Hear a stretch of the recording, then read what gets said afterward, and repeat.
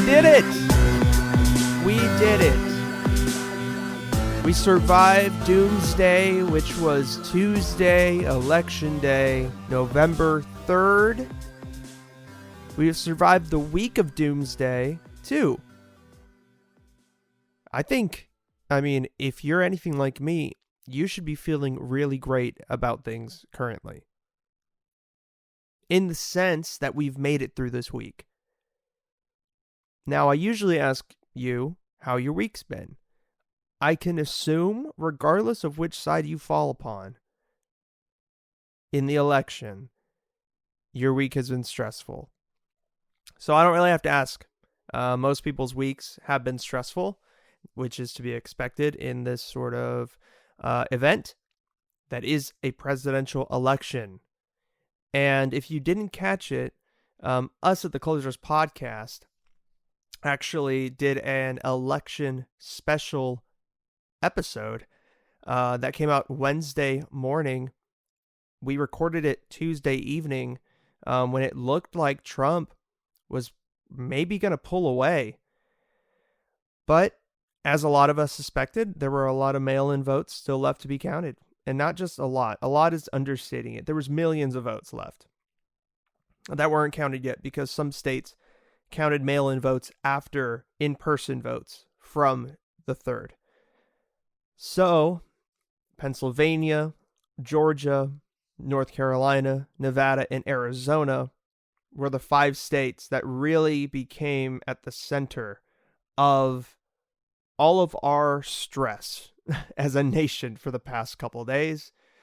Before that, Michigan and Wisconsin were in the mix, but they quickly seceded to Biden. So, where do we stand now? This episode is coming to you a little later than usual because I wanted to give the results a little more time. I didn't want to talk about how things were yesterday, which is Thursday night. Didn't want to talk about how things were Thursday night. I felt like things could change, and oh, fuck. Pardon my French, but oh, fuck. Was I wrong? Or was I right, actually? I was very right. Things definitely did change. I'm glad that I waited to make this episode. That's why it's coming to you a little later. So what happened? So Trump was leading in Pennsylvania, Georgia, and North Carolina. Biden was leading in Nevada and Arizona. It looked like Arizona was going to go to Biden regardless, so some outlets called it in favor of Biden ever since early Thursday, even late Wednesday. There's some news outlets that called Arizona for Biden. Nevada was still up in the air, but a lot of people inferred that it was going to Biden, which really boded well for Biden. He just really needs Nevada to win the presidency, but everyone on the left was hoping that Biden would get Pennsylvania and Georgia. But Trump at the time was holding both of those states. North Carolina looks like a foregone conclusion. It looks like Trump is going to take North Carolina. So that's why I'm not really talking about that. It looks like he has North Carolina pretty much in the bag. But Pennsylvania and Georgia are really at the center of the story now. And I'm talking about Thursday night. Trump was in control of Pennsylvania and Georgia. I'm not going to say decisively. It was very close. But they were saying that the talking heads on the TV were saying that votes still had to be counted from mail-in and from pretty substantial counties in Atlanta and Philadelphia. And yeah, they were right. Now, in Georgia, Biden is leading by about 4,000 votes. Little over 4,000 votes.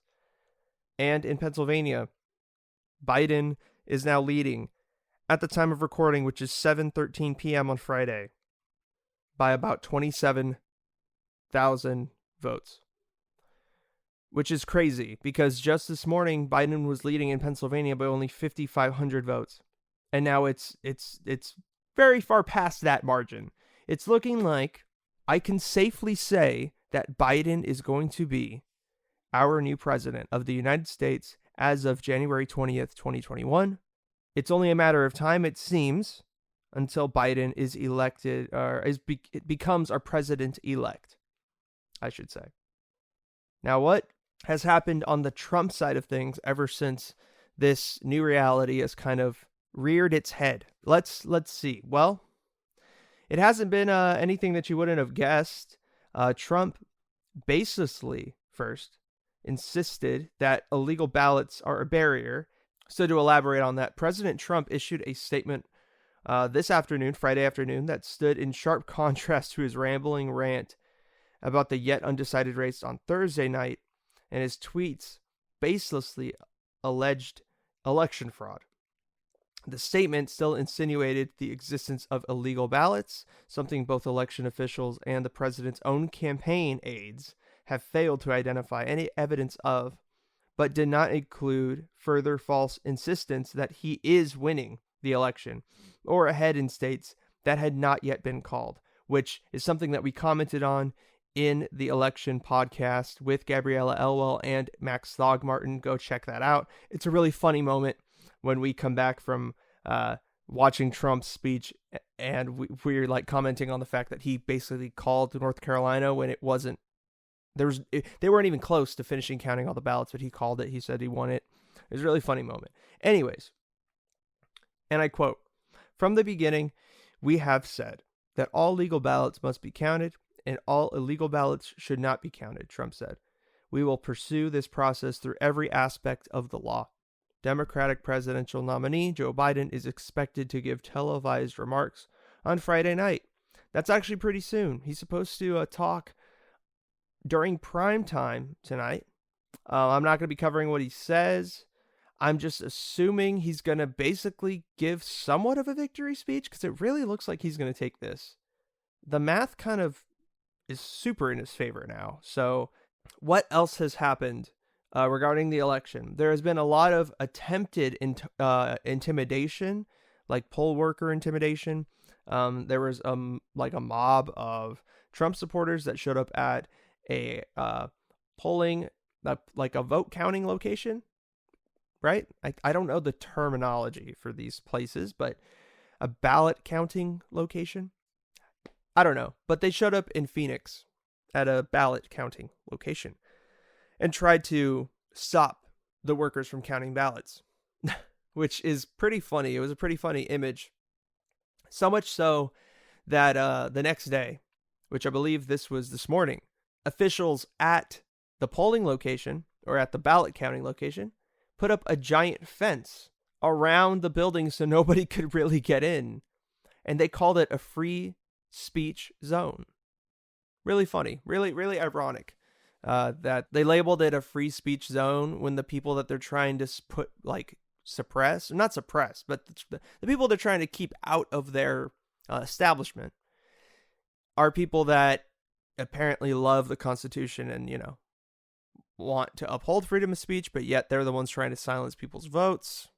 Pretty funny. It's not like the whole Trump, rabid fan base, because of course there's people that have supported Trump that I would say maybe aren't necessarily rabid over him, but the people that are rabid, it's really funny to me because it's like they've always been very hypocritical throughout his entire presidency and his entire campaign from 2015 and 2016. And now it is so obvious and in your face. There's no denying how hypocritical those people are now. Even people that are that way don't deny that they're hypocritical. They don't care. It's just really funny to me. Really funny to me. But another thing that happened in Philadelphia, actually, the police in Philadelphia investigated a bomb threat against a vote counting center. Okay, so they're called vote counting centers. So on Friday, Philadelphia police investigated a bomb threat made against the city's convention center where votes are still being tallied and made arrests related to a possible threat against the same location. Philadelphia Police Commissioner Danielle Outlaw confirmed that police arrested 2 out-of-state men following a tip from the FBI that warned, quote, "An individual or a group was traveling to a city from Virginia in a Hummer with the intention of attacking the election location. Officers stopped the men and noticed firearms and ammunition in their truck. They were arrested and charged for allegedly not having a valid Pennsylvania firearms license." Philadelphia police also conducted evacuations downtown after bomb threats were made in 2 calls by the same individual. Police confirmed the threats were against the Philadelphia Convention Center, but no device was found. Look, it's crazy out there, man. There has been some violence, definitely. There's been violence from the MAGA crowd, and there's been violence from the side where, on the left, I guess, that is wanting all ballots to be counted, which they are.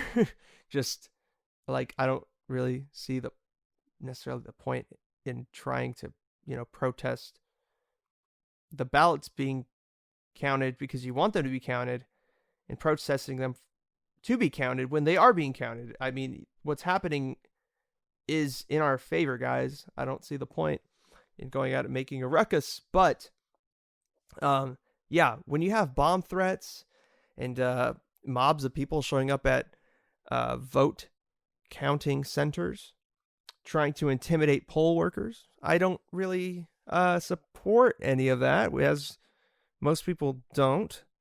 But it is very, very, very, very interesting seeing these people on the right, the MAGA crowd, kind of turning into the very thing that they hated. The very thing, and that is snowflakes. Crying about not getting their way, trying to make up conspiracy theories in order to substantiate, quote unquote, substantiate their narrative. It's ridiculous to me. It's really funny too. Not gonna lie. Last little thing I'm gonna touch on before I go is that the U.S. did hit a new one-day record of COVID cases. 120,000.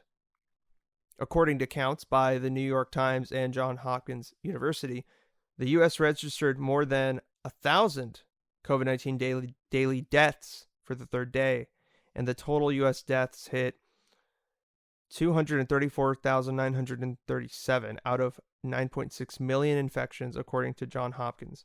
20 states across the U.S. reported single-day new cases, and hospitalizations are on the rise again, especially in places like North Dakota and Colorado. It just kind of, seeing that really put it in perspective for me, how important this election is. Now, I know Biden isn't perfect. I actually don't like Joe Biden. I know I've been supporting him on this podcast and on the closers ever since probably like June. I've been very vocal about it. But now that it looks like he's going to be elected into office in January, I just want to make it very clear that I felt like having Donald Trump in office was a massive threat to our democracy and our country.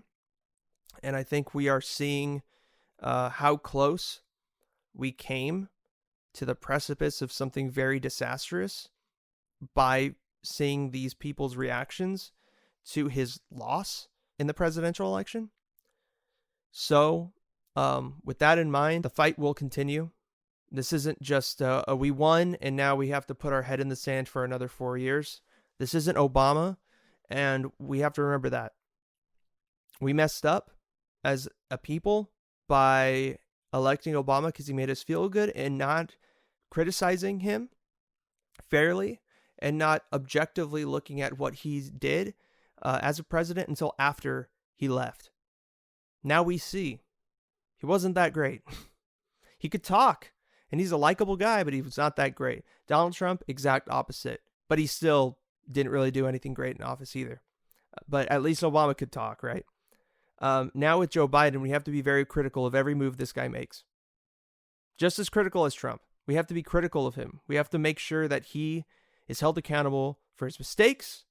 And we also have to be very conscious of his successes too. He can't do something great. Like if he takes a step towards a Green New Deal, we can't just be like, ugh.